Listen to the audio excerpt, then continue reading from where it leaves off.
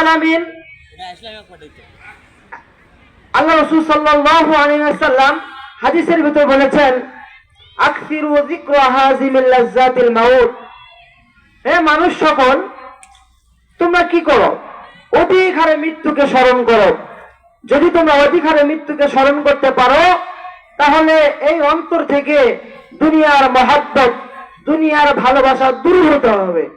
যখন নাকি অন্তর ভেতর থেকে দুনিয়ার মহব্বত, দুনিয়ার প্রতি ভালোবাসা, দুনিয়ার প্রতি আসক্তি দূর হয়ে যাবে, তখন এই অন্তরের ভেতর আল্লাহ রাব্বুল আলামিনের ভালোবাসা ঢুকে যাবে। যখন নাকি অন্তরের ভেতর আল্লাহ রাব্বুল আলামিনের ভালোবাসা ঢুকে যাবে, তখন ওই মানুষটা স্মরণের রূপে মানুষ হয়ে যাবে। সুবহানাল্লাহ। আল্লাহ রাব্বুল আলামিন আমাদেরকে স্বর্ণরূপী মানুষ হওয়ার তৌফিক দান করেন।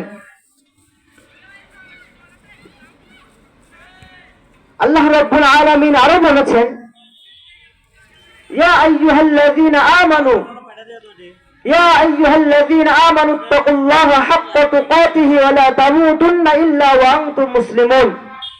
হে ঈমানদারগণেরা, তোমরা আল্লাহ তাআলাকে ভয় করো, ভয় করার মতো ভয় করো, এবং প্রকৃত মুমিন মুসলমান না হয়ে কবরে আসো না। আল্লাহ রাব্বুল আলামিন মুসলমানদেরকে ডাক দিলেন, হে মুসলমানগণ, তোমরা কি করো? প্রকৃত মুমিন মুসলমান হও এবং খাঁটি মুসলমান হয়ে কবরে এসো না। তাহলে এখানে তো আল্লাহ রাব্বুল আলামিন কাফের বেঈমানকে রক্ষা করলেনি, মুসলমান। তার মানে বোঝা গেল আমরা নামে মুসলমান, অনেকে আছি নামে মুসলমান, কিন্তু কামে মুসলমান এখন হতে পারিনি। এজন্য আমাদেরকে মুসলমান হতে হবে। যদি আমরা সঠিক মুসলমান না হতে পারি, তাহলে আমাদের জন্য অনেক দুর্ভোগ।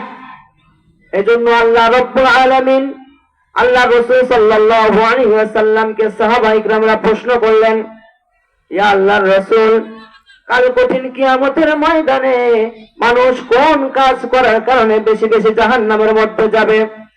আল্লাহ রাসূল সাল্লাল্লাহু আলাইহি ওয়াসাল্লাম বললেন, মা আকসারু মা ইদখুলুন নাসান নার।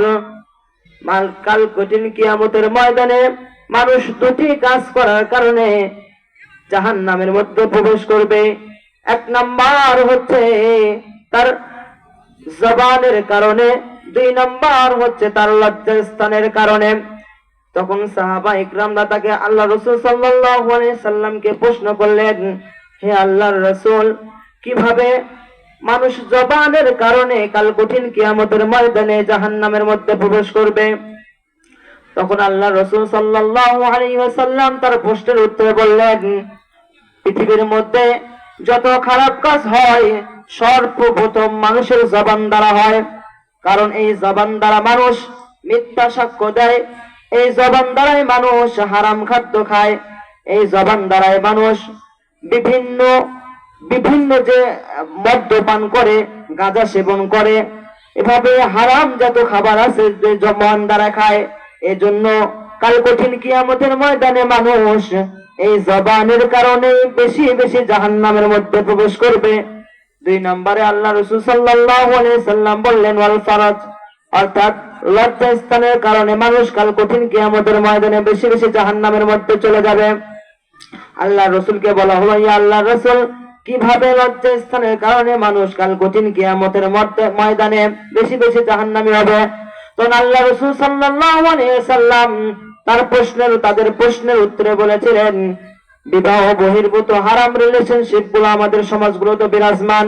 যে ব্যক্তি বিবাহ ব্যতীত কোন হারাম রিলেশন গুলো করে, লজ্জাস্থানের হেফাজত করে না, প্রতিবেশীর সাথে পরকীয়া করে, হারাম প্রেম প্রীতি গুলো করে, লজ্জাস্থানের হেফাজত করে না, এই ব্যক্তিটা তার লজ্জাস্থানের কারণে কাল কঠিন কিয়ামতের ময়দানে বেশি বেশি জাহান্নামের মধ্যে চলে যাবে।